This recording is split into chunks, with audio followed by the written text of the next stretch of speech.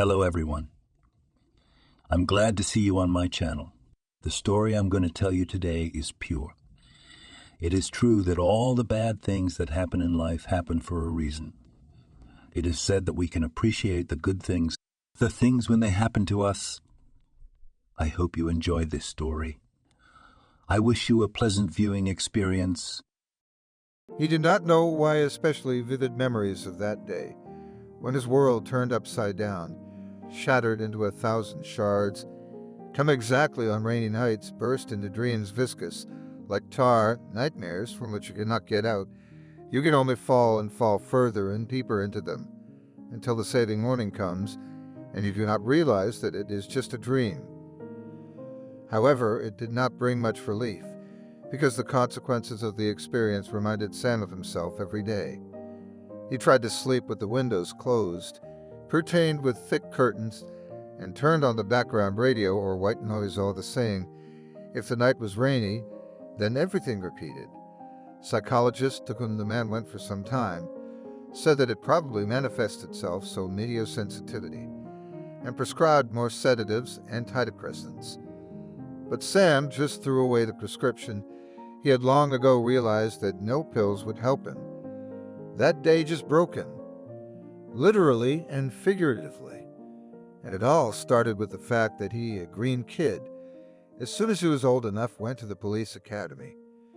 In general, his mother and stepfather said that with his abilities, excellent grades, he should apply to one of the Ivy League universities, that he should become a lawyer and build his American dream. But Sam firmly decided he wants to protect law and order. He decided he was going to be a police officer when he and his mom first came to America. They came to live a full and happy family. She married Martin Steele, whom she met when she worked as a secretary in the same firm. Martin came as a foreign investor, saw the red-haired Angelica, and lost his head. He proposed to her on the third day of their acquaintance, then issued a fiancé visa. He was not confused by the fact that she was divorced and had a teenage son. Sam, who was 12 years old at the time, at first took his mother's decision in a flip. They lived together normally. He did not need a stepfather. The thing was that Sam's father died 40 years ago in a car accident, but the pain from the loss of a native man is not weakened. But then, reflecting on the fact that his life is one thing, and the desire of his mother to arrange his female happiness is another, Sam agreed to move. He made a sincere effort to mend his relationship with his stepfather. It was working out pretty well. Sam could admit to himself that he wanted to become a policeman, not without the influence of all those action movies in which the good guys beat the bad guys. He dreamed that he would have a faithful partner, with whom they would eat donuts on duty, and then he would have a dog, a German shepherd. Sam and his family lived in a small town south of San Francisco. After graduating from the academy, the guy was hired to work in the police station. That's where it turned out that dreams and reality are quite different. His partner was Billy, a tough cop, who had nothing left until retirement, and least of all, he wanted to mess with a young rookie. Besides, Billy absolutely hated three things: idle chatter, violation of plans thought out with jewel-like precision, and crumbs from donuts or any other food in his car. But Sam didn't mind his work, tried not to anger his partner, and in general. Life in the small town sometimes seems so safe that you'd think the police weren't needed here at all. I mean, they are, of course, but not in the sense that the cops are always shooting, organizing chases with the support of helicopters and all that. And then it happened. The town was rocked by a series of violent attacks on the homeless. It all started with Maggie, an old lady with a supermarket cart on which was attached a tattered beach umbrella, known to everyone, pitied and helped her as best they could. They offered to put her in an orphanage, but Maggie didn't agree. She had settled on the streets after she tragically lost her only daughter, and had wanted no other life ever since. Some scumbag rode a motorcycle at night to the bridge under which Maggie slept and attacked her. It was an act of pure animalistic aggression. Doctors barely pulled the old woman out of the world. She had broken ribs, legs, and arms.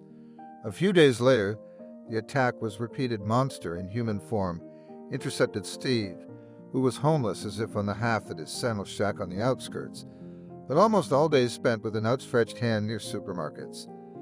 Steve was attacked on his way home. In general, Steve was disliked a little bit because he was a young, strong man, but he liked alcohol so much that he quit his job. He could give a hard word if he didn't get a handout. But the townspeople were on the side of this lost soul after the attack. Steve went blind and lost almost all his teeth. Then there were other victims among the homeless, and then journalists found out such details that made the town stand on its ears. It turned out that there were several attackers. Each of these scumbags would commit 2 or 3, as the journalists called it, sessions and then dissolve. That is, each of the criminals attacked several homeless people and then disappeared, and another one took his place. It was as if all these people had a specific purpose, as if they were performing some kind of ritual. Bullshit, Billy said, and folded the paper he'd been reading earlier. They're just trying to scare the crap out of people. You don't believe it? Sam asked plaintively and got a glare from his partner. That there's a gang whose members take turns almost killing homeless people. You know, kid, I've seen all sorts of things. And the Mexican border ain't that far away, Billy grinned. But this, I don't remember it being this wild. The press exaggerates some of the details, of course, but mostly they don't lie. I'm afraid when we catch these scumbags, we'll have to keep the townspeople on the defensive too, lest they tear them apart before the trial. And this last one, Sam fidgeted in his seat. It was a sweltering day, and he'd been waiting for a good time to ask his partner to go out and get a cold drink and a snack. The last one who attacked, what did the detectives say? He's going to do another attack. Well, because every one of them should attack a few homeless people. You're a magpie, you're making my head buzz, the cop grumbled, but today he was in a pretty good mood and even talkative. You see, we have a theory that this thing is escalating. I mean, next time he might not stop at just beating the crap out of you. Well, you know what I mean. The homeless are almost off the streets. Who's out of town, who's in a shelter, and the ones that are left, they're in packs. Pardon me for being blunt. It's logical he's unlikely to attack where there's a lot of people. So on the one hand, it's good for the homeless, but not so good for us. What do you mean? Sam doesn't get it. I mean, man, if the homeless were sitting where they used to be, we could put more people out there for surveillance and we could catch the perp. But this way, I don't know how long we'll be tracking him down. I see, Sam said thoughtfully. A plan was already brewing in his head. What the? Are you out of your mind, rookie? Billy had attacked his partner at the police station in front of everyone, literally grabbed him by the collar of his uniform shirt and demanded an explanation, as if he were a delinquent juvenile. The confrontation took place a couple days after that very conversation in the car. It turned out that Sam had gone to the highest authority and proposed a crazy, just reckless plan to catch the criminal. Or maybe all criminals in the end, I wanted to believe it. The brass went along with it. Even Detective Scott, the man skeptical of everything, seemed by his very nature to support Sam. I'm just doing my job, Sam replied defiantly to his partner, and lashed out, shaking his hands off of him. What do you think you're in a Hollywood movie and you're the coolest guy? No, I don't think that. And you know what? I'm not new. I've been in the service for 6 months. And in that time, correct me if I'm wrong, but I've had nothing to reproach me with.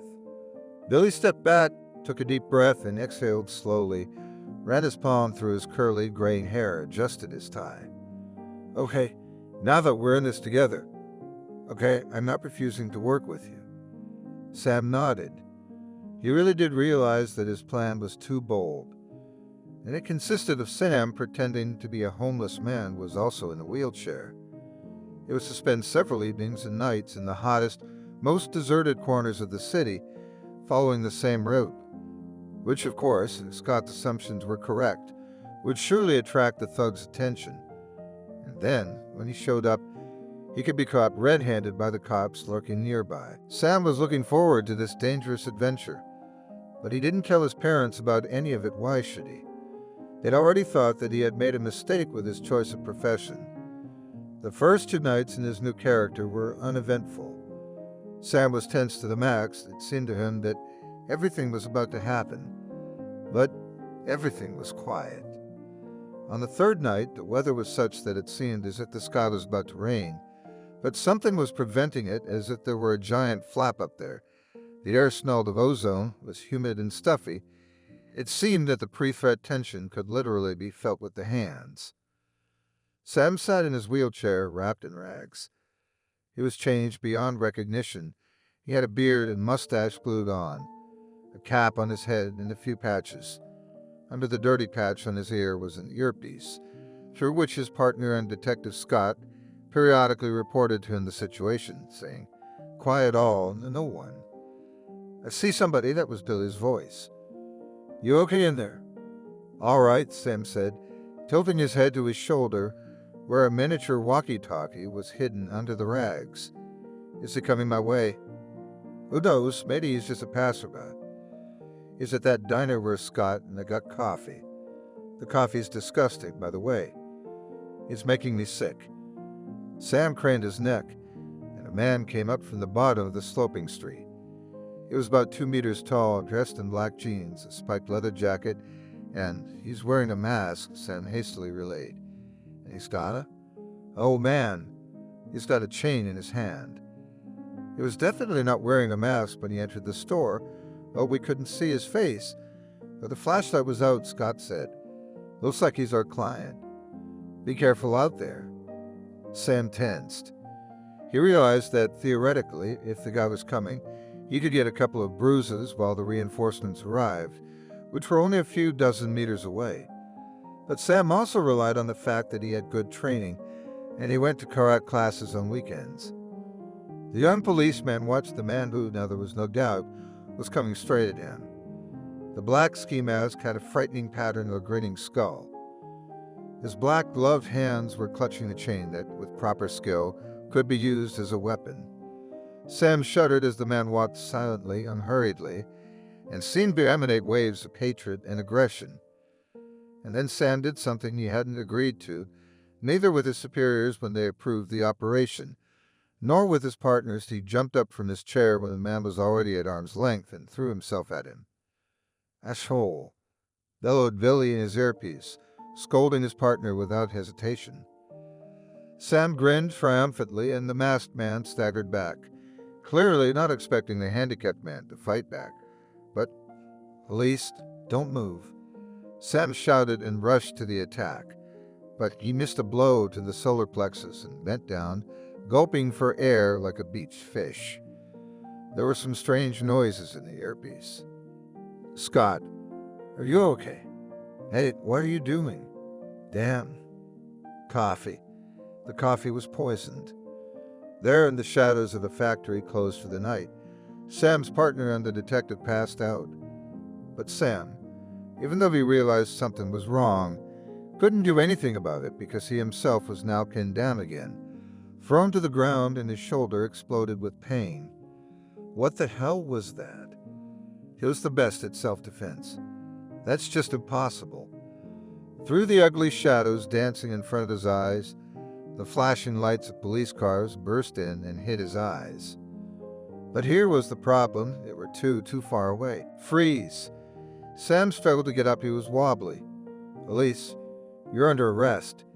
He saw the masked man rush away, disappearing into a narrow alley that led to a part of the city where no one had lived for a long time. The land had been bought up for demolition of dilapidated buildings and construction of a new amusement park. Rising up, the guy gathered all his strength and rushed in pursuit. He can't let him get away. Something bad had happened to his partner, and Scott. He just couldn't really turn out to be the green rookie who was only good for messing things up. Sam raced on, unable to feel his feet under him. A turn. A garbage pile. Another turn. The guy bopped his head at the bandit was on top of him, preparing to take off across the rooftops. No longer urging him to surrender, Sam just threw himself up. He suddenly stopped, straightened to his full height, and began to unfasten his chain. Sam froze. What techniques to use here? He didn't have time to think about it, and the steel scraped across the roof, almost catching him. Ducking and dodging, the young policeman began to approach his opponent. He returned the chain to himself, wrapped part of it around himself, slung over his shoulder, and wrapped the other end around his arm, creating a kind of brass knuckles and armor at the same time. But it didn't scare Sam. He lunged forward. The blows came from both sides. And then Sam felt himself falling. He thought that he would get up immediately. He had already grouped himself in these moments. Except that suddenly there was a terrible cracking sound under his back, and the guy realized that he had broken through the dilapidated roof. The nightmarish flight continued, and the last thing Sam remembered was the hideous mask of the criminal leaning over the breach in the roof. And then he waved to the policeman. And that was it. He was swallowed by darkness. Sam woke up in the hospital. At first, he was just glad that he was alive, and even, it seems, nothing hurts. But the doctor who appeared next to the bed, as if he had read his thoughts, said that it would hurt, and very much, because now he was just under the influence of painkillers. What happened? The doctor sent Sam to look as if it should have been clear to him. But then he patiently explained. He started with the small fact that no vital organs had been damaged in the fall, that luckily the spine had been saved. Almost. What do you mean? Sam got worried. Well, you know, I'm not a little kid, so tell it like it is. And that's when the doctor said that Sam was no longer fit to be a police officer. Never again. And he probably won't be able to live like before because as a result of multiple injuries, some critical areas of the body were broken, which provides Sam with a limp for the rest of his life, a ban on heavy physical activity, and as a bonus a tremor of the left hand, which can be fought, but it won't save him, in fact. No, the boy shook his head. No, this couldn't be happening. Sam was simply refusing to accept everything that had happened to him. He breathed often and tried as he was lying down to move his arms and legs. The doctor had hinted to him that for now even the rehabilitation period was as far away as the moon, and the guy relaxed exhaustedly. I had a partner with me, and Detective Scott. What about them? The doctor sighed, clearly stressed by such a troubled patient. Are you ready for a visitor? But not for long, he finished steadily. Yes, all right. Who is it? Commissioner Montgomery entered the room at the doctor's invitation. This overweight man with the bushy mustache and keen blue eyes was crumpling his cap in his hands, which showed his extreme agitation. Usually, when he was nervous or angry, he just took it off and held it in his hands. You're a lively fellow. They say you were put together piece by piece. Montgomery nodded at all the plaster and bandages Sam was covered with that made him look like an ancient Egyptian mummy. The conversation was brief but fact-filled. Montgomery, it was felt, was clearly anxious to get on with his unspoken duty and get away. He said Detective Scott and Dilly were barely hurt, but of course it was no good suddenly swallowing a powerful sleeping pill. He said that Detective Scott was transferred to another city due to a botched operation, and Billy is still laid up in the hospital and doesn't want to know him. Yeah, man, this investigation was like an asteroid hit on the dinosaurs, Montgomery said. It made them all extinct, Sam said grimly. Well, you're right. That's not the best metaphor. But anyway, the feds took the investigation away from us. What? You know how it goes. So now we're out of the picture. Sam's last sentence was painfully slow to make sense of it. What do you mean? We've done so much. Now others will do it for us. I'm not going to let this go. You ought to learn to walk again, boy, Montgomery coughed. You're no longer on the force, so you can't do anything. Don't look like a coyote. My hands are tied too. Well, that's okay. The feds are no dumber than we are. They'll figure it out. We've got our own things to do. Can you believe it? Somebody took all of old Jim's laundry that his wife hung out to dry. Now we're investigating the theft of sheets and underpants from the Great Depression. The joke lightened the atmosphere a little, what? Sam felt as if his whole world had shattered into atoms, and then reassembled, but in the wrong order. And in essence, that was roughly what it felt like. Lastly, Montgomery said that he had already inquired about Sam's insurance and that he would receive a substantial sum, which would certainly serve him well in the meantime. And there would be, it seemed, a disability pension. "I'm not an invalid," said Sam, staring at the ceiling as Montgomery left. "I'm not an invalid," he shouted. "I'm a policeman." And then the doctor came in and began to talk long and tediously about his upcoming treatment plan. Sam listened to him, but he didn't hear him. He didn't really care what was going to happen to him now. Naturally, Sam's parents became aware of what had happened. Mom cried. Stepfather looked seriously, but with sympathy. There was no question of Sam returning to his rented apartment. He moved into his parents' house, and time dragged painfully slowly on. And no matter how much he protested against his helpless, pathetic, worthless physical condition, he had to accept it. I had to take medicines, go to procedures. To get more precise, I had to go to them in a wheelchair. You had to do physical therapy. The first time Sam saw a wheelchair, he got really hysterical. This wasn't a game. It wasn't an assignment. For the first time outside the house, Sam felt as if he were a character from the circus. For some reason, it seemed to him that the people around him looked at him with squeamish pity, and even with condemnation, as if it was written on his forehead that he was a bad cop who had failed the mission and caused the good guys to suffer. After all, if he hadn't started all this, Scott wouldn't have been transferred, and Billy would have retired without ending his career with a failure. In a way, he was lucky that he didn't have a wife or children, said Stuart grimly to one of the policemen who had come to visit a former colleague. "I'm sorry to say, but at least he's only ashamed in front of his colleagues and friends, not his family." "What did the detectives say?" "It's been classified," Stuart said. "It's just some bullshit that's come out." "Well, between you and me, rumors have started. Allegedly, all this may be the work of some sect. And some writers have even come to the conclusion that we, the police, may be in cahoots with these scumbags. Supposedly, that's why we can't catch them. Because we don't want to. By the way, no more attacks. It's over, that's it. I should be happy," Sam said honestly. "That it's over, but it's like I don't have the energy for it. I feel that I don't even feel good." "All right, well, get strong and get back on track. I mean, back to normal." Stuart got up and went to leave the living room, but stayed on the threshold and winked at Sam. "Maybe if you learn what you need to learn, you'll go back to the police." "The doctors would disagree with you," grinned the boy bitterly. "That's not what I mean. Maybe you could teach at the academy." After his acquaintance left, Sam thought a lot about these words and realized more and more that he couldn't. He just couldn't stand being a crippled teacher and seeing every day around him healthy, strong guys and girls who could serve in the police force for the good of society. Wowdy. Slowly, Sam's health began to improve, and when he started to get up from the chair, albeit holding on to the walker, he began to accept the shortcomings of his body more easily, and the world around him didn't seem so hostile anymore. On the contrary, he suddenly began to notice how many good people there were around who helped him to get goods from the right shelf in the supermarket, who opened doors for him.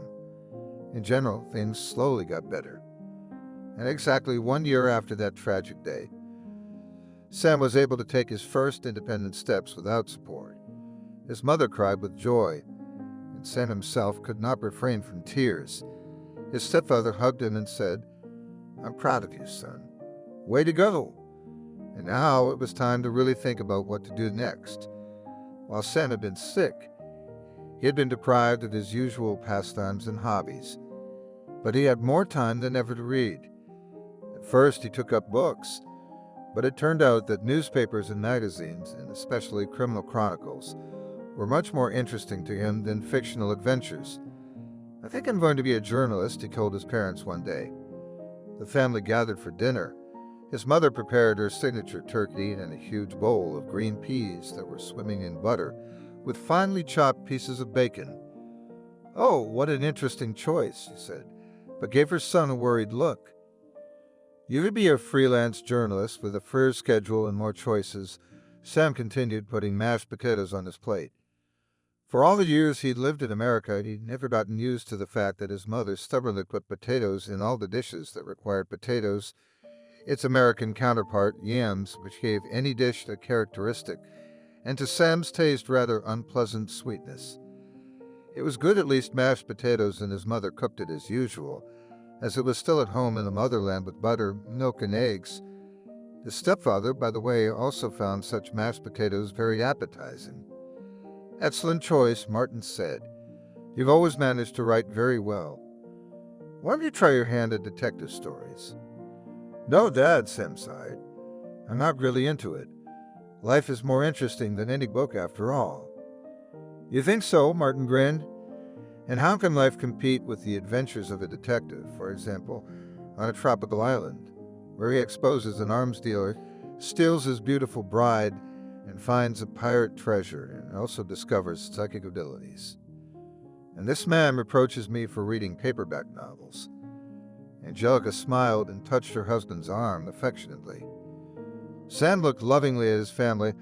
How great it was that his mother was able to love, and how great it was that, although they were all so different, all with their own taste, they could find a common language. It turned out that becoming a journalist was much easier than Sam thought.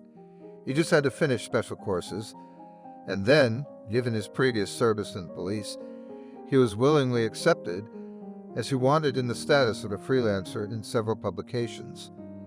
Of course, they were small publications, but the content in them sometimes turned out to be quite interesting. Sam had almost stopped talking to his old police colleagues. Just a few words if they crossed paths in the city. Another year passed, and finally the guy was able to return almost to his former form. Although it would be more accurate to say that he convinced himself that he was fine. Everything was as before. But in reality, Sam quickly tired of any exertion. His whole body ached. His hand could start shaking at the most inopportune moment. As soon as the state of health allowed him to manage his own life and allowed finances, because huge sums of money were flying away for treatment, because insurance could not cover everything, Sam decided to move away from his parents. But why so far away, son? Mom asked. Another city. It's not wise. I'm healthy now, Mom, Sam replied patiently. I need a change of scenery. Plus, I'd already contacted several newspapers there, and they're willing to work with me. Come on. It's only a few hours by bus. I'll come on weekends. Well, okay. The parent gently brushed away a tear. It's just that I'll still be very worried about you. It would be weird if I wasn't. Sam sighed and hugged his mom tightly. The new town was further south, even closer to Mexico. On the one hand, life here flowed in a measured way, so that it might even seem that everything was stuck in the 80s. But on the other hand, there were several large industrial enterprises here. It was considered one of the key transportation hubs in the southern states, so it was quite crowded. In order to bring more variety into his life and earn more money at the same time, Sam decided that from time to time he could even choose to go on self-organized business trips to write his articles. But in general, as with the police service, the reality of being a freelance journalist who fed off crime stories and the like was not so fantastically interesting. So, when Sam was writing a story about thefts at a gas station, he had to face the local version that the thieves were werewolves, some kind of evil sorcerers who can turn into wolves. You'll get used to everything, the gas station attendant told him calmly. Don't pay attention, that's all. In fact, another in your place would not miss a chance in such a version to cover. All the paranormal, spread like hotcakes. I'm not interested, Sam sighed. I have no idea what else to write about. Sometimes I think it's better to retrain a little and in addition to crime to write. For example, about gardening. It's bad for you, but good for us. The salesman winked at him. So we live peacefully. What else do you need? And suddenly he added thoughtfully, if you want a really difficult case, I can advise something. Sam had already developed a peculiar instinct during his work, and this time it said the case promises to be really worthwhile. Such material can be sold profitably. The next day, the guy found himself in front of the gate, which together with a long fence blocked the entrance to the ranch with the poetic name of Turquoise River. He learned that the river with this name really existed here, but in the 19th century and at the beginning of the 20th century, partly lost its sources of power, partly was destroyed by man. Only this name has been preserved. "Good afternoon," he was called and turned around. He had to raise his head and squint at the sun shining from the back of the rider who rode up on a cow-eyed stallion. Knowing how the local people were in this region, how they disliked suspicious strangers, Sam hurried to introduce himself and tell them why he had come. "You won't get any scoop," replied the girl. She had dismounted during their brief conversation, and Sam had an opportunity to get a better look at her. She looked to be about 25 years old, her brown hair as if it had been lightened by the sun. But he, though he was no expert in women's fashion, but since his mother was accustomed to grooming herself, realized it was the skillful lightening of hair in a beauty parlor. The girl had tanned, slightly weathered skin covered with amber-red freckles on a neat nose and high cheekbones. She had piercing brown eyes, and looking at her, Sam could have sworn that her ancestors had the blood of the Indians, the original inhabitants of these states, in their veins. The girl was dressed simply and cowboyishly, jeans, half-boots, a plaid shirt, and a hat. The latter, however, gave away the sensitive and even romantic nature of the mistress, and a bunch of wildflowers was tucked into the strap around the hat. "I'm not looking for a scoop," Sam answered honestly. "I just want to find out the truth and tell it. And maybe I can help you." Very honest but presumptuous, she shrugged. The detective said it was a hopeless case. But we can at least try. "Are you a detective?" "No," the guy hesitated. "I used to be a cop, until one incident." An accident, he added, overpowering himself. "Which made me like this." He spread his hands. Naturally, she couldn't help but notice that he was limping, and his left arm was trembling, but she tactfully didn't let it show, and now she didn't feel sorry for him. And Sam liked it so much that it made him uncomfortable to be pitied. It made him angry. Okay, she finally made up her mind and opened the gate. "My name is Rachel. Let's go inside and talk about everything, and then I'll show you the place where everything happened." She nodded at his parked car. "We got everybody in the neighborhood. But still, better park it on the ranch property." Turns out Rachel's the boss of the place. She took over the ranch 7 years ago after her father died, and since then, she's been running the usual business, raising woolly sheep, but she's had time to do other things. Turquoise River Ranch was known as a sanctuary for predatory animals that could not exist without human help. Some of them were transferred to appropriate wildlife care centers to be returned to the wild after a period of rehabilitation or maturation, as was the case with the cubs, but some, mostly old or hopelessly sick, stayed at the ranch permanently. "My brother is making a detour right now," Rachel said as they entered the kitchen. "We also have Rosita, my nanny, and now a housekeeper, and a few employees all the time. Everyone's busy. Rosita went to town to buy groceries, so we're all alone in the house." "I promise to behave," Sam said, raising his hands.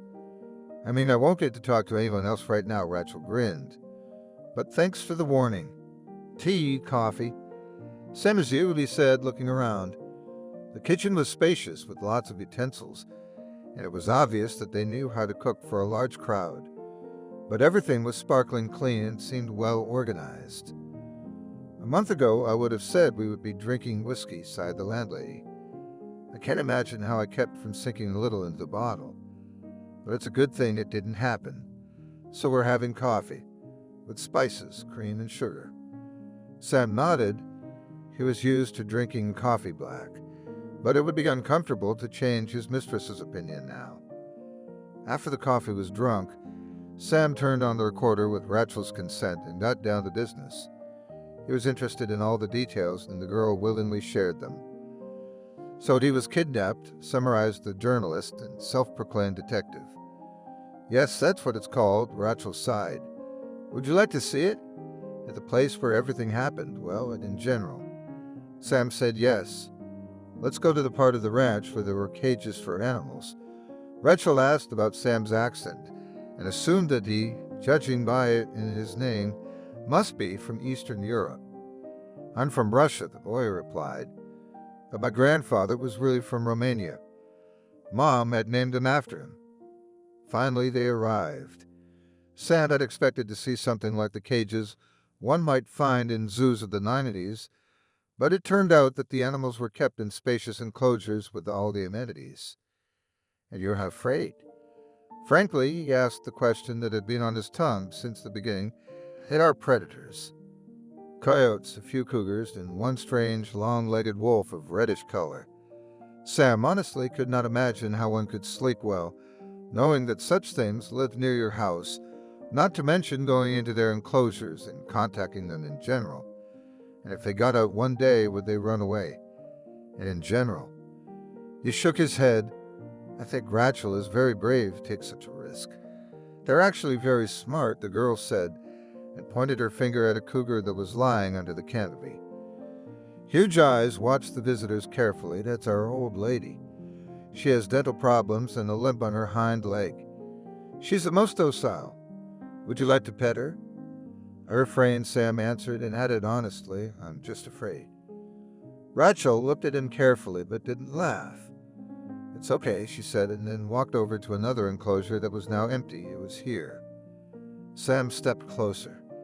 The lock had been knocked off, and though he knew very little about what had happened, the picture came vividly to his mind's eye. Night. The inhabitants of the ranch are sound asleep. An unknown man enters the territory, apparently putting the inhabitant of the enclosure to sleep. Of course he does. How else would it be possible to kidnap a tiger? Rachel said that they found tire tracks just outside the ranch, but the police lost track of them from there. You're saying he used to live in a traveling circus. Sam rubbed his chin. Yes, Rachel nodded. Maybe they wanted to make him an entertainer again. Not the former owner. I remember you saying he'd been shut down. The guy was devouring soft meat in a juicy, spicy sauce and was absent-mindedly looking around. And then his gaze lingered on one of the visitors. He was sitting at the far table, his back to Sam. Even as he sat there, he could tell that he was a very tall man. He was strongly built and dressed in black leather, so he looked very much like a biker. Sam didn't immediately realize what had drawn his attention to this man. But then he suddenly froze. A tattoo. A black and red tattoo on the back of his neck, below the nape of his neck. It was just unbelievable when possible and generally wrong, but it must have been when he'd failed the mission that his attacker had hit him hard on the head after all, because later, when the detectives came to the hospital, Sam couldn't remember that during the fight when they'd been twirling around each other, he'd noticed that particular tattoo. But now seeing this man, he remembered right away. "Eddie, where are you going?" asked Pablo to Sam. Now he answered and stood up, heading towards the leather-clad type.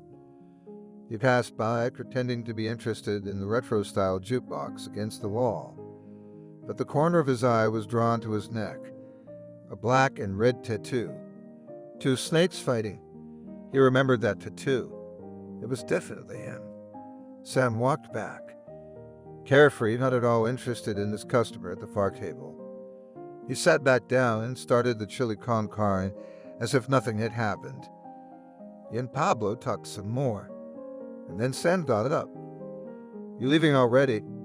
You know, I'm trying out a new brownie recipe." "Later, buddy. Later." After waving goodbye to the owner of the diner, Sam went outside. There was no way he was going to lose this guy with the tattoo. And the tiger. I guess this investigation could wait a little longer. Sam had never thought of himself as a great detective, but he was an ex-cop, so he had an advantage. He followed the man stealthily for about 2 blocks. Then he turned into the Chinatown. Sam grinned. "Well, buddy, unless you're an outsider, And if you're doing business with the locals, you're easy to figure out. Meanwhile, the strange man turned around. Could he feel that he was being followed? Sam darted to the side and held his breath. He couldn't screw this up. He got a good look at the man. A white man of about 45, that's for sure, but his face might look much older, and Sam could have sworn that his face reflected the traces of every addiction a man could have. Could it be a coincidence that two men of about the same build had the same tattoos? Theoretically, yes, except that Sam, during his time as a cop and freelance crime journalist, wasn't used to believing in coincidences. A man walked into a drugstore, and then he came out of it. And then, a car stopped in the alley, a black sedan, and a tattooed man got in. Sam remembered the license plate number and realized that this was the end of his surveillance. But now the game was taking a new turn. Sam entered the shop. It was more of a traditional Chinese potion shop than a modern pharmacy. Behind the counter stood a guy in his 20s. He was reading, or rather looking at a magazine with pretty girls, and didn't even turn his head to the visitor. "There was a man here. I want to know what he bought." With these words, Sam moved a $50 bill with his fingers on the counter. That was generous, but sometimes you had to pay more for the right information. And Sam somehow knew, as if his intuition had kicked in, that this was where he could get a clue. Because this guy with the tattoo didn't look like a man who suddenly needed to go to the drugstore for vitamins, for example. Of course, there was still a possibility that he was a regular and generous customer. In this case, the boy would not say anything. The boy broke away from the contemplation of the beauties. "Yes, he bought something. Actually, I haven't seen him here before, but it was a big order." He stopped talking, but Sam knew there was more to it. With this sad sigh that he would have to eat hamburgers again, the first bill was joined by a second one of the same denomination. Now the young Chinaman acted in a businesslike manner, quickly tucked the money into his pocket, and called out a drug. "What is it?" Sam arched an eyebrow. "A tranquilizer. A strong one. Usually used by veterinarians to make animals calmer, like after surgeries so they don't hurt themselves. And it used to be used in traveling circuses." The guy was really generous with the information. "Thank you," Sam nodded. He was about to leave, but the boy added something else. "He bought a lot. Enough to take down a tiger." Sam chuckled. What interesting information. But what could it have to do with? He couldn't believe that this guy could be a veterinarian who, for example, treated some large livestock. The guy stopped abruptly. One thing began to suddenly add up to another, and it was the guy's strange phrase that pushed him to it. He said that it was enough to bring down a tiger. Of course, it was just an appropriate comparison, considering how many images of all sorts of animals revered in this culture, including tigers, were in the neighborhood. However, is it possible that by chance he met a man who not only had a part in his nightmarish past, but also had something to do with what had happened at Ratzel's ranch? That same evening, after doing his usual, one might say routine, back exercises and eating dinner, Sam dialed one number. He had promised he wouldn't call this person, but, "Hi, Bo," he said, and patiently began to listen to the silence on the other side. I thought we had it all worked out, buddy. Decided that you're leaving me alone." I could feel that Bo was very tense. "I know. I need your help," Sam said. "What?" "No, that's out of the question. Or haven't you done your laundry in a while?" "If that's the case, I'm at your service. I work at the laundromat. You know the address. Come on in." Sam rolled his eyes, knowing full well that he was in some way to blame for Bo. The thing was that some time ago, in the course of his journalistic investigation, he had come across a group of hackers. And it so happened that the police had decided to use his information. And suddenly it turned out that one of his friends, whom he thought was a programmer, was also a hacker and belonged to the same group of attackers. Bo managed to avoid real punishment only because he had actively cooperated with the authorities. In fact, Bo told Sam that he knew that sooner or later his company would be busted, and yet he thought Sam was to blame. Bo had to give up his old career and now he tried to work honestly. It worked out when he could, and for the last 6 months he had been working in a laundry. Bo immediately realized what kind of help his old acquaintance was talking about. He realized that Sam wanted to get some information.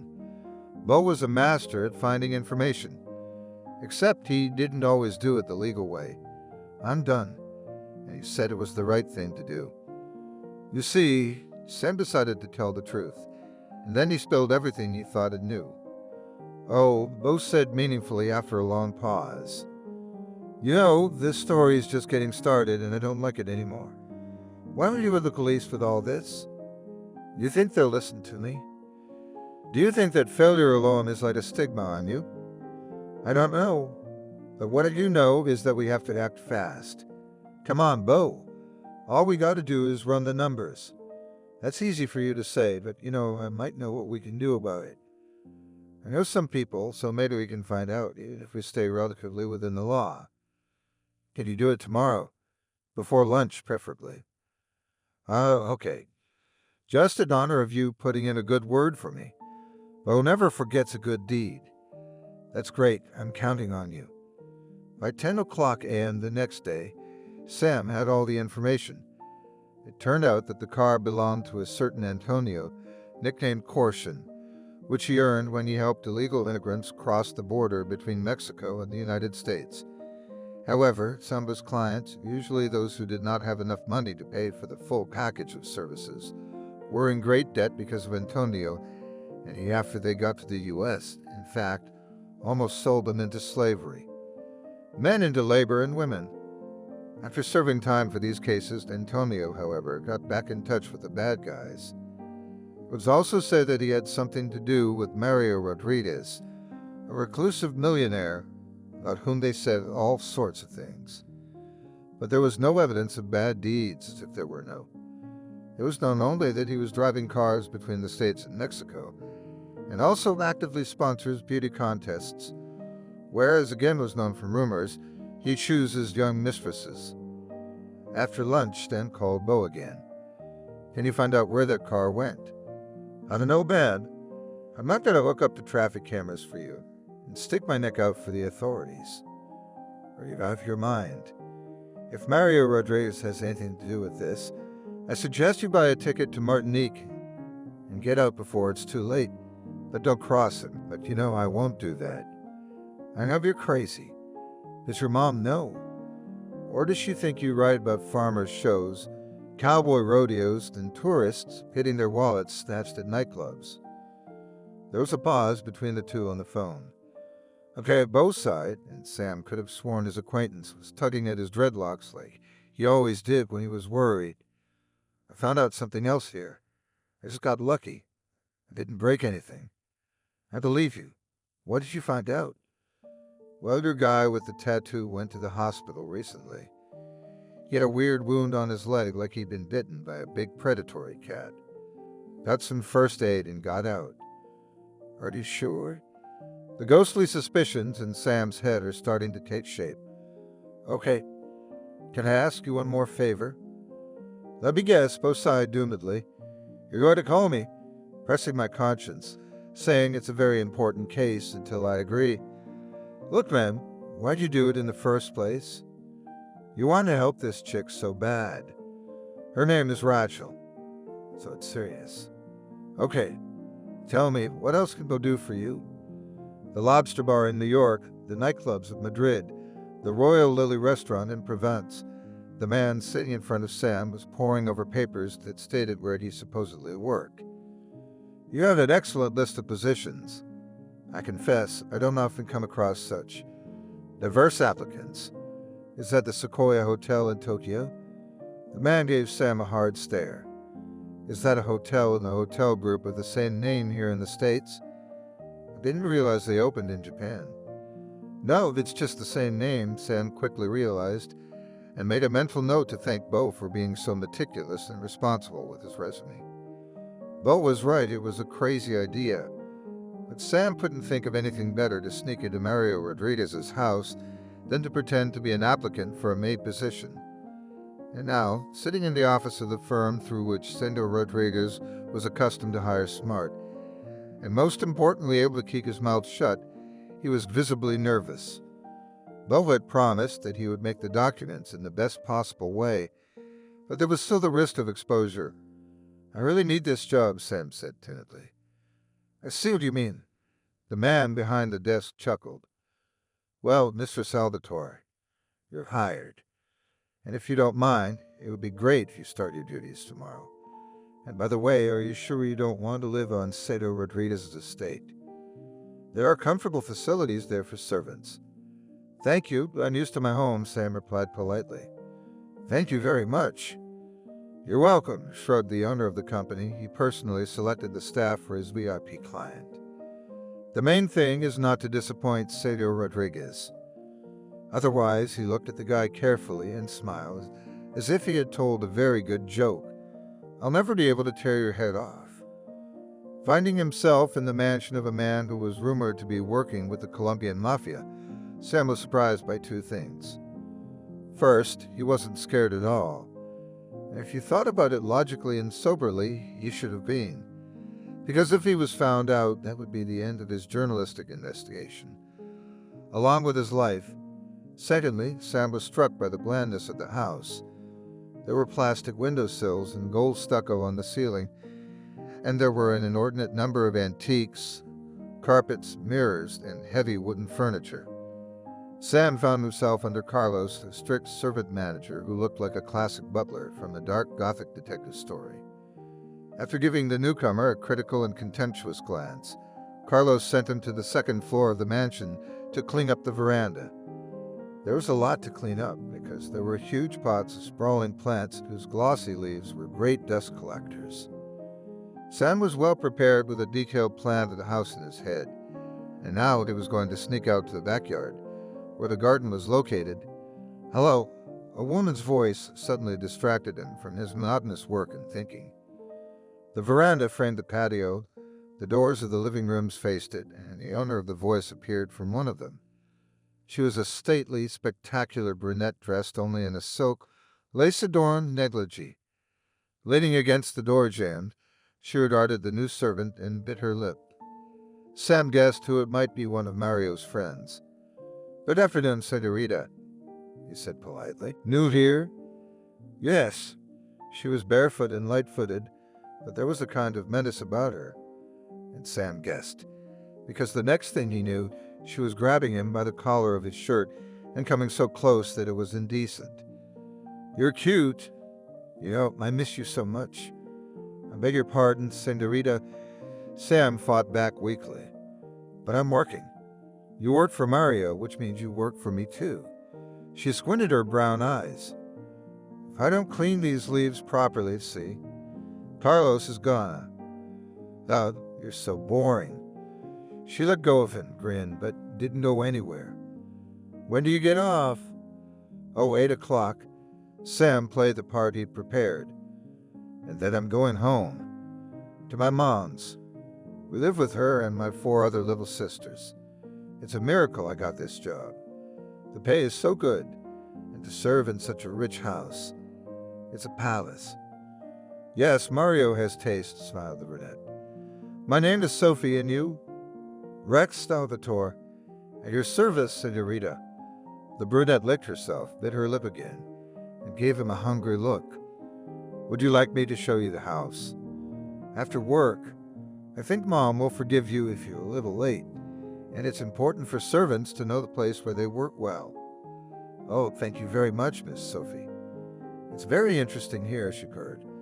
"It's a real labyrinth. It's important not to get lost. It's full of hiding places." "Yes, I've heard about this estate." Sam's eyes widened. "They say Senator Mario even has his own zoo." "That's true," the girl replied thoughtfully. "He has lemurs, spotted deer, lots of parrots. They're so cute, but the predators scare me. There's even predatory animals." Well, yes, Sophie was embarrassed, as if the latter was something she shouldn't have talked about with the maid. But they lived separately. "Fantastic. I've lived on a farm all my life," Sam continued. "I remember my dad promised to take me to the zoo to see the tiger, but I never had a chance. He died. It was a childhood dream come true. Poor thing. I could tell from his pitiful tone and the look on Sophie's face. Would you like me to show you the tiger? Unless it is not difficult for you, answered Sam timidly, as if hesitating. Wouldn't Senor Mario mind? Why should we tell him about it? Smiled the girl. Let it be our little secret. For the rest of the evening, Sam played the part of the industrious and diligent servant Carlos, did not give him a moment's rest. At 9 o'clock in the evening, he went around the house and lurked near the rose bushes. Sophie appeared unexpectedly. Sam realized that such her adventures with the servants the patron would obviously not approve. Carefully, glancing around, she led him into the depths of the garden. They passed the enclosures with peacocks, capuchins, deer. They went around the high hedge. This is it, Sophie said. Sam could see for himself. A tiger, a lion as white as milk with tired eyes and sparse mane, and a leopard walking nervously in circles with a hoarse growl were locked in several cages that clearly did not meet the needs of the animals. Perhaps Mario just hasn't had time to build spacious enclosures for the new pets yet, because the other animals were kept in quite normal conditions. Sam stepped a little closer and took a closer look at the tiger. His ear. Part of his right ear was missing. He remembered Rachel mentioning this peculiarity of her unfortunate guest.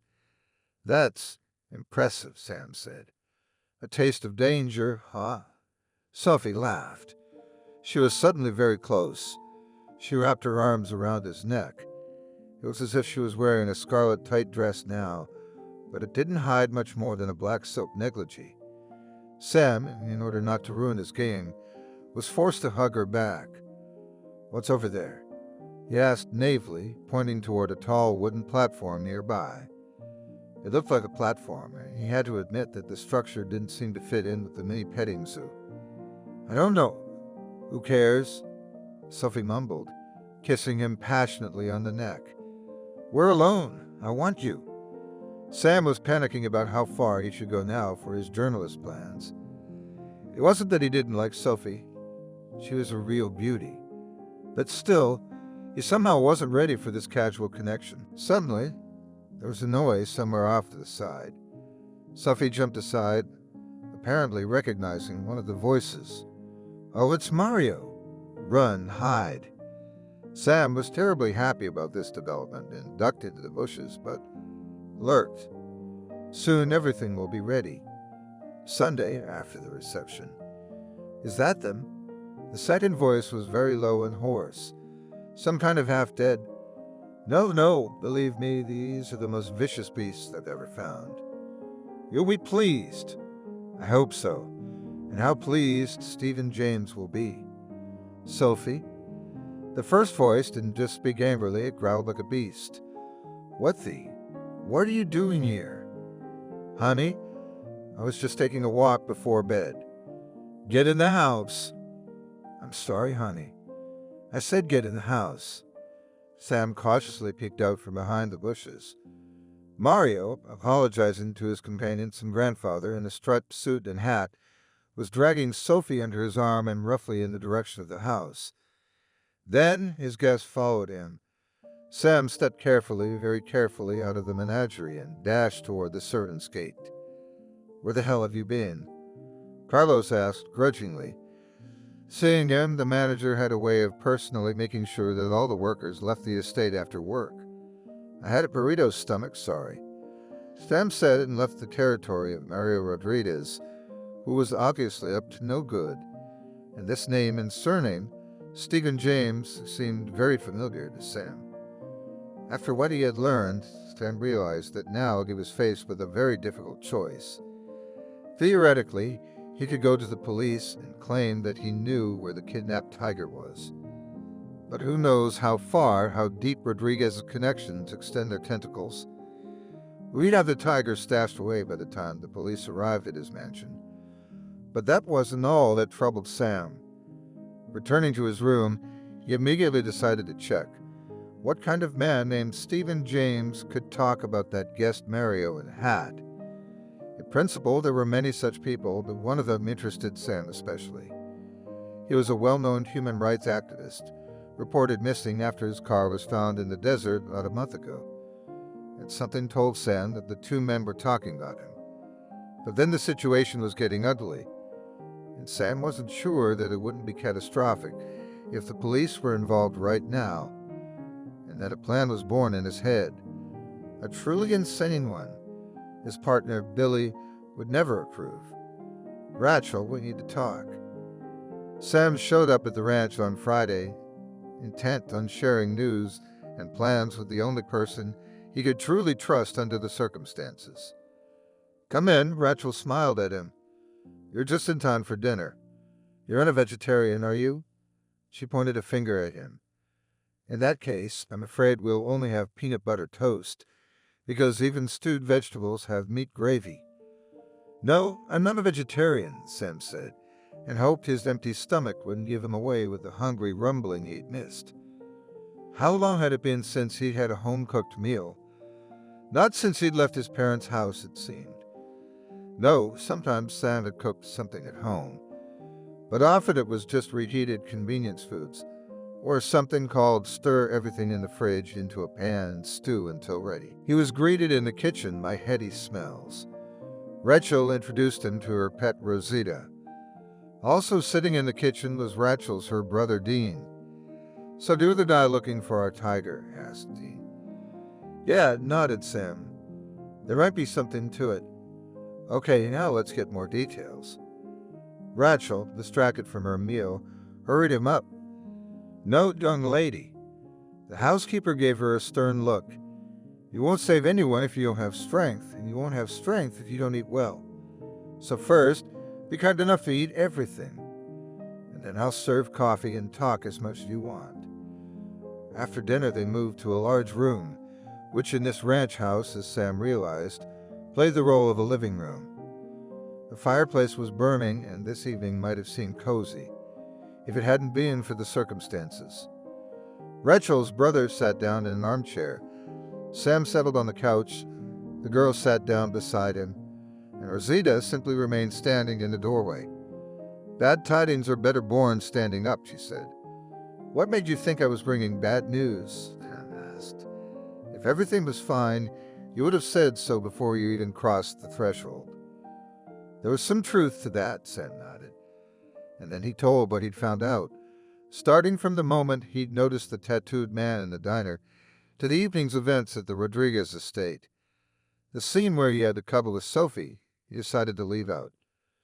Rachel was pacing the room with her fist clenched. I'm gonna get him. Chill out, sister. Dean told her. I think the police should handle this whole thing now. I've thought about that, Sam said, and laid out first his theory about why it shouldn't be done, and then his plan. I agree, Rachel exclaimed. No, young miss. Rosita literally swooped down on her. Don't dream, girl, that I'm going to let you be a part of all this. But you're not going to stop me either. Rachel raised her chin stubbornly. That tiger. I can't leave him in the lurch. She's right, sis. Dean shook his head. It's too dangerous. That's why I'm going with you. What? Wait, what are you all talking about? Sam's eyes widened. I'll be fine on my own. Rachel, and I can handle it. Rachel told me that this tiger has become quite tame. We can take him out. I've got it all figured out.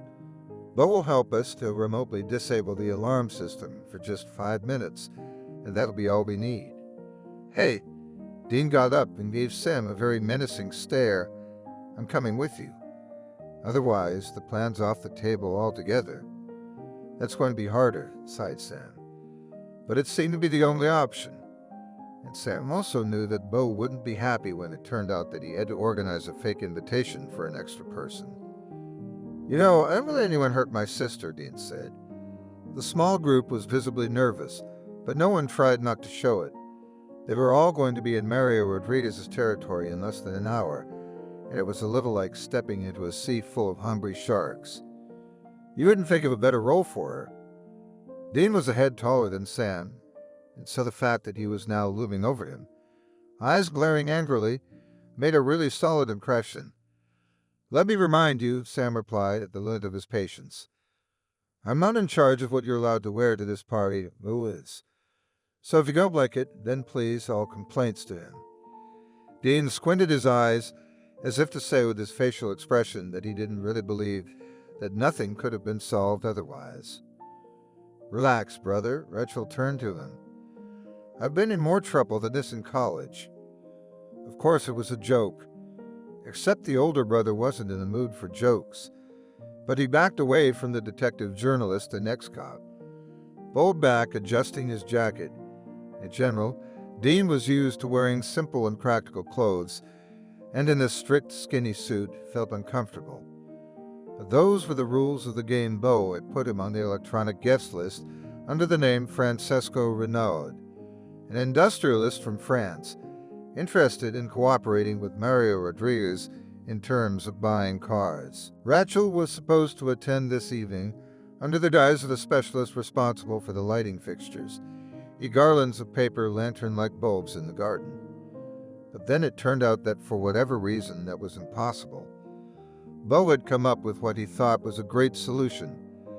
Rachel was to go under the guise of a dancer, or rather a stripper, but of course it would not come to practical work because the small company of adventurers planned to sneak out early. It was even surprising that Rachel herself, unlike her brother, did not protest and generally took everything with humor. "You should have worn that dress once anyway," she said that evening, appearing in front of a shocked Sam in a miniature gold-colored, open-shouldered outfit. "What do you think?" she asked and spun around, showing herself from every angle. Sam didn't say a word. It was just so strange and adorable for him to see Rachel in such a look instead of her usual jeans, loose sweaters and shirts, and with her hair down on her shoulders. Dean, apparently, understood well how Sam felt, because he had hinted several times during the evening that he wouldn't allow his little sister to be hurt in any way. Sam was the first to enter the estate under the guise of the same servants. Dean and Rachel showed up half an hour after him, and finally the three of them came together. "Some guy in a hat tried to feel me up." Rachel wrinkled her nose and shrugged shakily. "With a mustache?" Sam asked. The girl nodded. "Then it must have been the guy who'd been talking to Mario." "So what do we do next?" Dean asked, businesslike. "Well, you two better stick together. No one will suspect that a businessman is hitting on a pretty dancer." Sam tried to reason with Sam, who was now really appreciating the benefits of Dean's jealousy of his sister. In fact, Rachel shouldn't have been alone in this place for a minute, because it looked like some of the high society was clearly criminal. "I understand the evening will be divided into two parts. Closer to midnight, most of the guests would leave, but some of them, literally a few of the closest ones, would stay." Sam reminded his friends of the details of the plan. "How are we supposed to stay?" Dean asked the logical question. "As planned," Sam sighed. "You'll have to hide in the bushes. There's some work going on in the garden just beyond the rose garden. They're building pavilions and a pond, I think.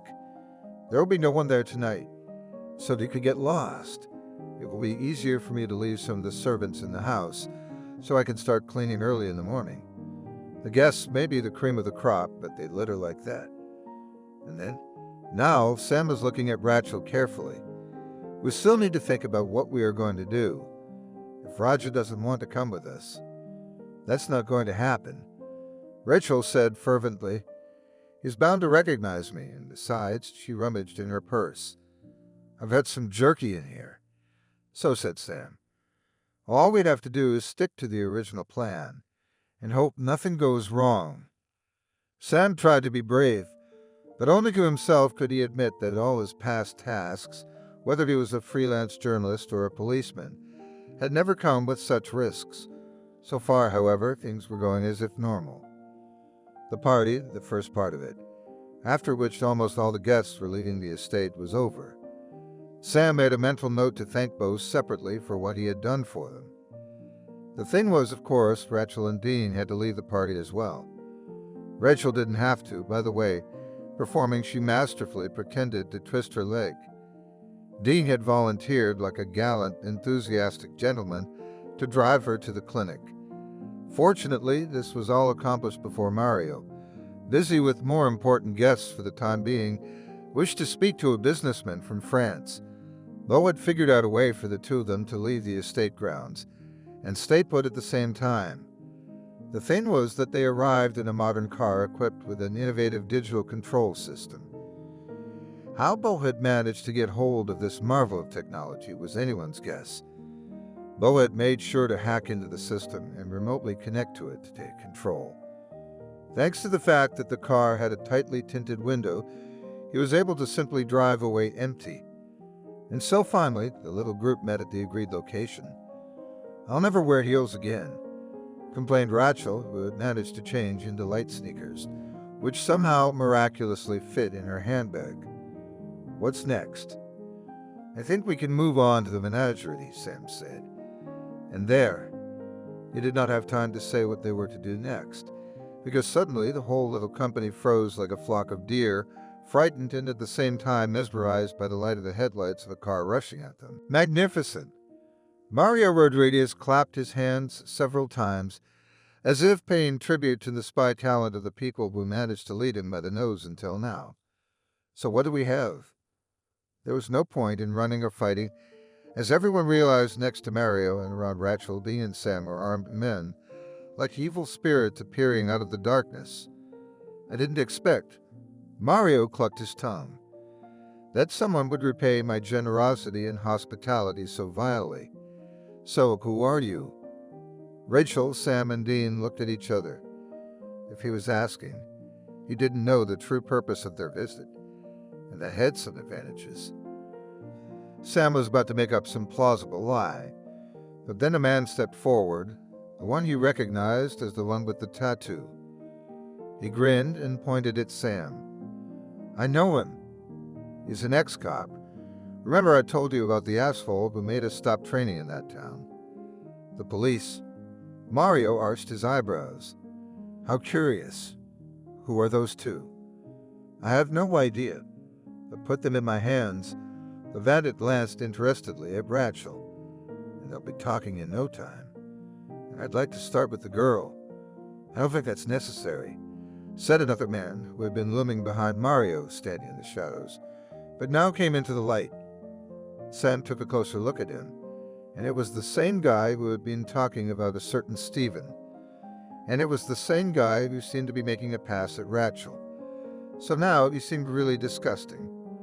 "I'll bet," continued the man in the hat lazily, "they're common thieves. The boy's been dismissed from the police force, hasn't he? They must have decided to get their hands on everything. That's what really worries me." He turned to Mario. "It's your security service. How is it that such personalities are among your servants and guests? It, makes me question whether our cooperation is the right thing to do." "He's right," Sam said. "We need to come here.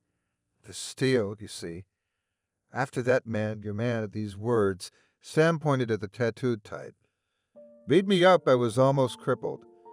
My insurance couldn't cover the full cost of treatment, and yes, I decided that the best way to solve my problems was to take the money from someone who was getting it himself by dishonest means."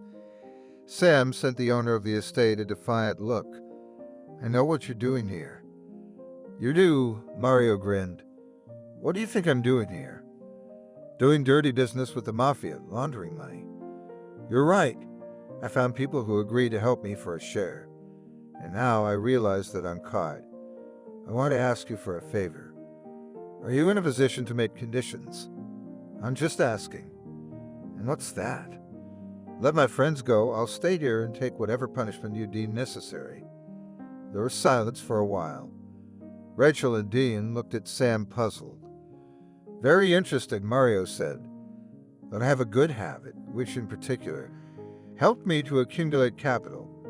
I never solved my affairs only halfway. And that's why. Right today, you're definitely not going anywhere. Now, you're going to be taken to a place." There was no point in resisting the armed guards, so I had to comply. Sam expected to be locked in a room at best, but they were taken to a part of the park where there was a menagerie and strange platforms. "You want them to be spectators of our little show? Well, I must admit, it's an ingenious way to get the truth out of them. Such a spectacle would impress anyone. The man in the hat turned to Mario. Oh no, Alberto, the man grinned. I intend to make them directly involved in it. So in about 10 minutes, all the participants of the little adventure to save the tiger found themselves standing in a brightly lit area of the park. What's going on? Dee asked in a whisper, looking around. I don't know, Sam answered. In fact, the whole thing seems strange. And what the hell are you doing? Sam jerked away from one of Mario's men, who was spraying them with some kind of spray bottle. Why do I smell like bacon? You must be very curious to know what's going on here. Mario turned to the small group. He, together with the man in the hat and several other types, who looked like representatives of the Colombian mafia, as well as several armed guards, had climbed up on the platform and were now talking and looking at the captives from a respectable height. Do I feel like we're kind of caged in now? Dean asked, looking around. It was like that, using tall and thin metal posts. Mario's men had stretched a metal mesh between them, thus creating the sort of enclosure the prisoners were in. But in one place in the space there was no netting, and Sam realized it was an entrance. Or was it an exit? He didn't understand much at all. You know, Mario smiled. In school, my favorite subject was history. There were so many interesting things to learn, but I especially liked the history of ancient Rome. Do you know what the patricians did with people they didn't like? They organized a kind of games. If a man had the means, you could get the Colosseum at home. So I thought that my, let's say, business partners would enjoy the fun of watching me deal with and now our common enemies. You know, I recently made a valuable acquisition. A leopard, a lion, and a tiger. And I plan to start with the last one. I want to start with your silly little company, and then we'll move on to the others. Do you know what I mean? I get it, Rachel's talking. You want to set a wild animal on us. That's what this bacon-scented spray is for. You want us to smell like food. Smart girl clucked his tongue. Mario shook his head. And so beautiful. Too bad she was so stupid. But maybe I'll find a special pleasure. He licked his thin lips with his tongue, and Rachel thought she'd never seen anything more disgusting in her life. I'll find a special pleasure in watching such beauty destroyed. By the way, if you want, you can start begging me to save your lives. But as an honest man, I'm warning you, it won't work. In this business, sentimentality ruins everything.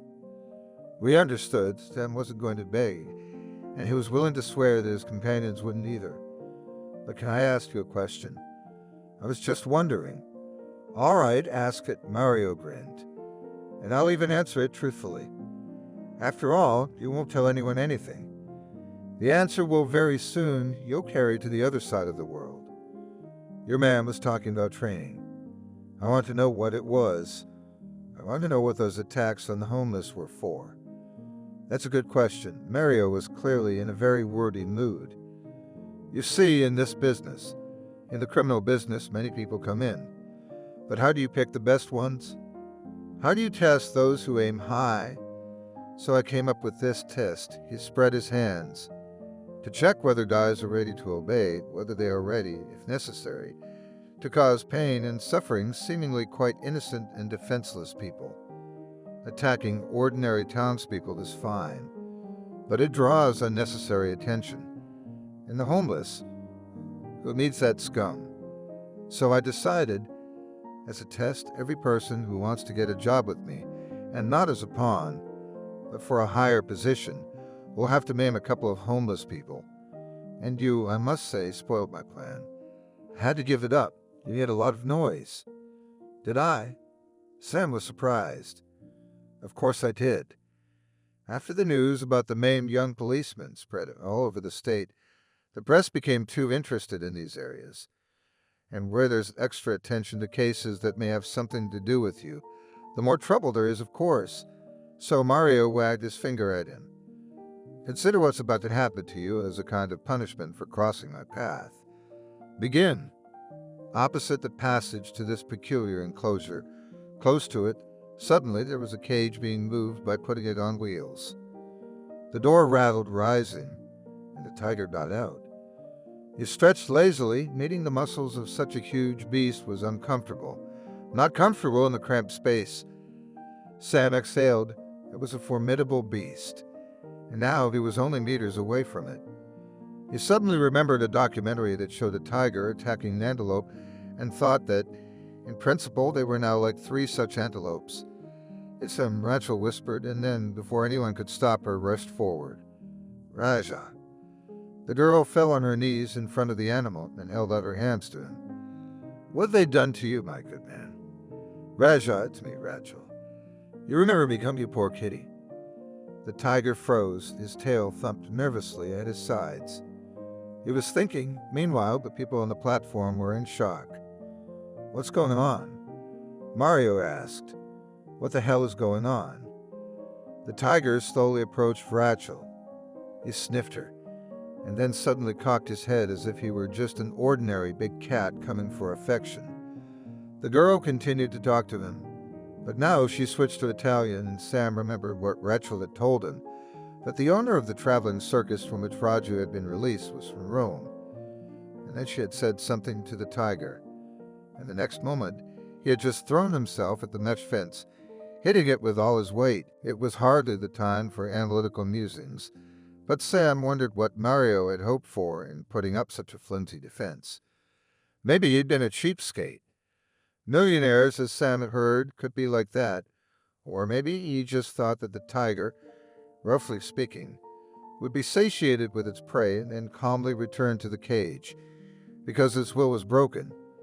Except the tiger met a man from his recent past, Rachel. The girl who helped him to become a much freer creature than a simple prisoner of a traveling circus.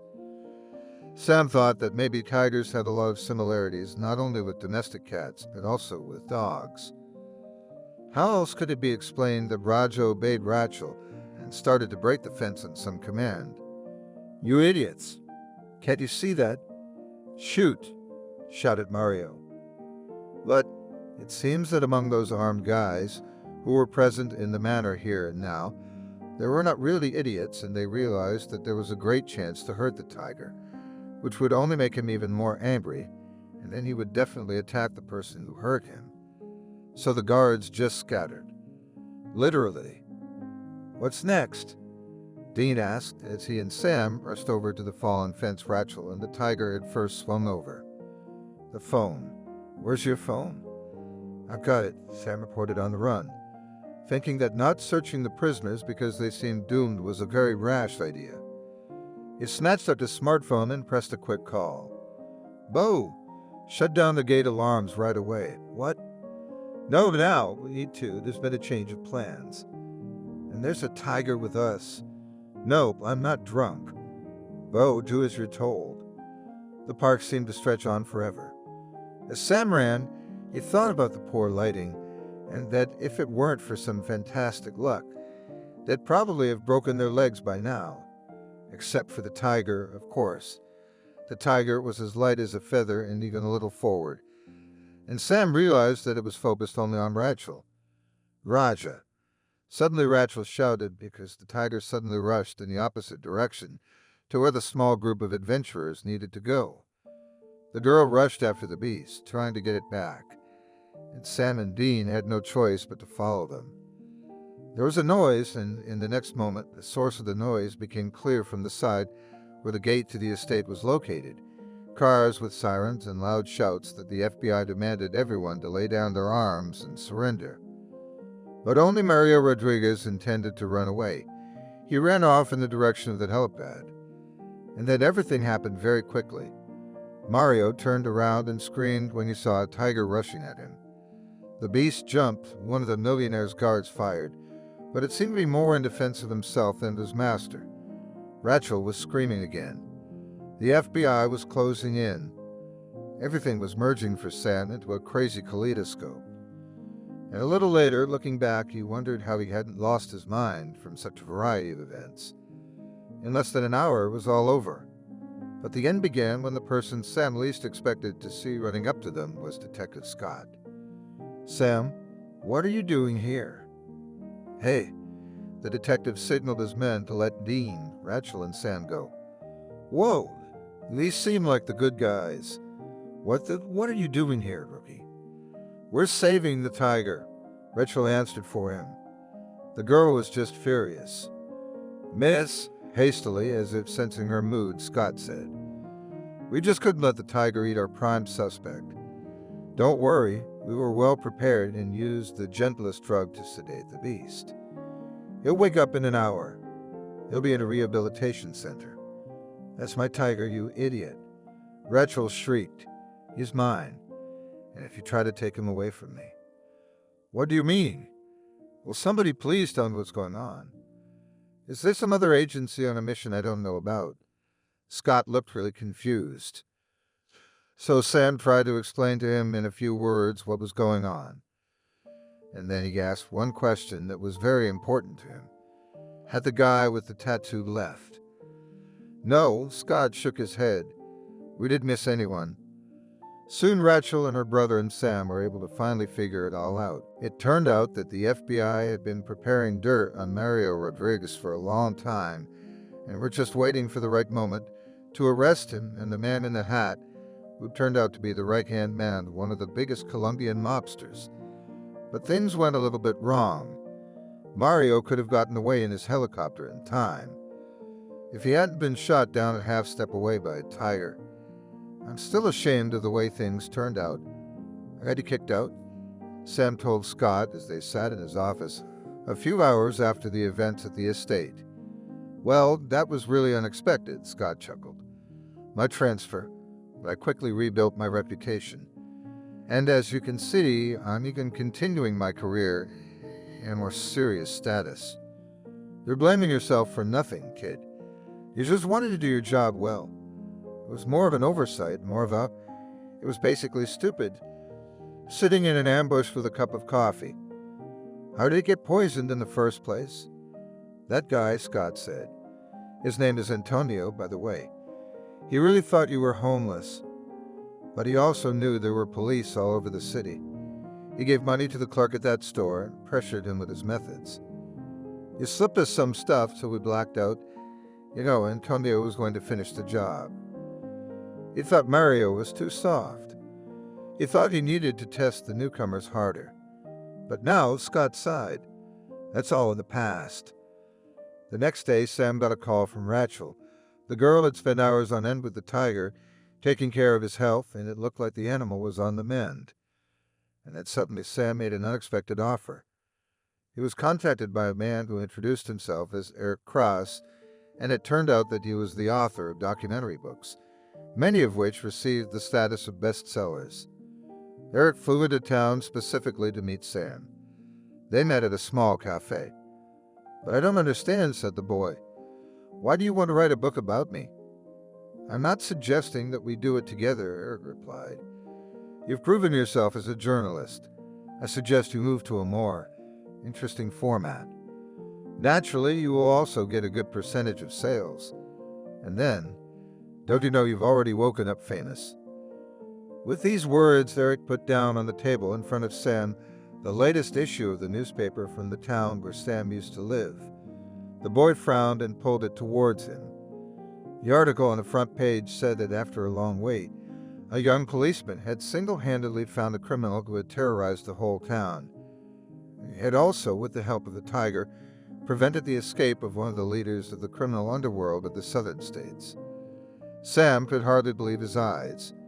But it was real. "I need to think about everything," he said.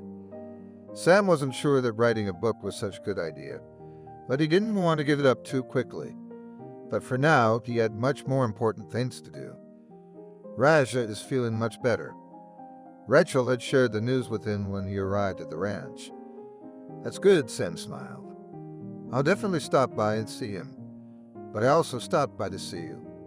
"Really?" Rachel shoved her hands into the pockets of her jeans and lowered her gaze. "Why?" "Because I want to ask you out on a date." The girl froze. Then she looked at Sam intently. For a moment, he thought she was going to slap him in the face for looking so serious. But she said yes. It was agreed that he would pick her up at 8 o'clock in the evening, and they would have dinner at a small Italian restaurant. But before Sam left, Dean came up to him, and this guy looked tense. "You remember what I said about not letting you hurt your sister?" Sam nodded. "That's why I'm asking and expecting an honest answer," Dean said. "What are your plans for Rachel?" "The most serious," Sam replied. "I love her." Thank you for watching this video to the end. Subscribe to the channel. Like it, write comments if you like the story, and see you on the channel.